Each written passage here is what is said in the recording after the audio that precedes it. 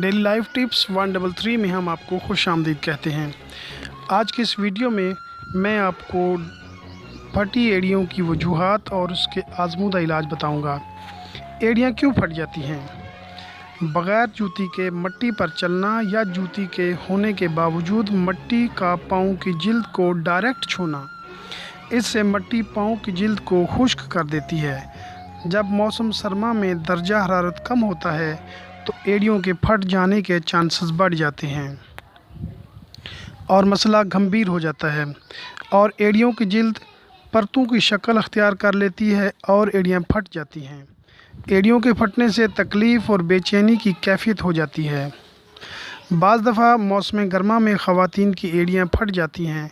इसकी वजह ख़वातीन के हाथ और पाँव का ज़्यादा देर पानी में रहना है, जिससे पाँव की जिल्द खुश्क होकर फटना शुरू हो जाती है। इसके अलावा एक बीमारी जिसका नाम केराटोडर्मा है, इसकी वजह से भी पाँव की निचली जिल्द के साथ एड़ियाँ भी मुतासिर हो जाती हैं।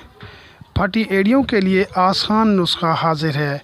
नुस्खा नंबर 1, करना आपको ये होगा कि हाथ धोने वाले रेड सोप की आधी टिकिया क्रश करें, फिर इसमें 25 मिलीलीटर ग्लिसरीन मिलाएं और हाथों से गूंथ कर पेस्ट तैयार करें और रोज़ाना रात को सोने से पहले ये पेस्ट फटी हुई एड़ियों पर लगाएं। इस पेस्ट के रोज़ाना इस्तेमाल से एड़ियाँ ना सिर्फ नरम होंगी बल्कि बहुत ही गुलाबी और ख़ूबसूरत हो जाएंगी। नुस्खा नंबर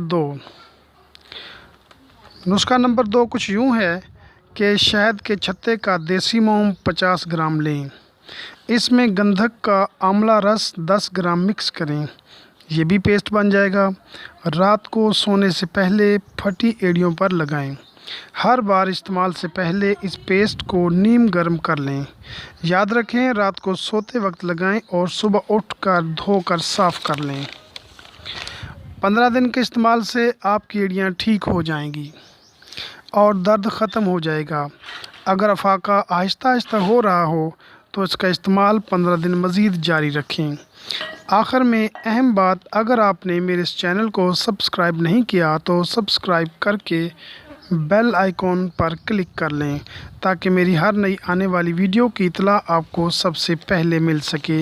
लाइक और कमेंट करना मत भूलिएगा। खुदा हाफिज़।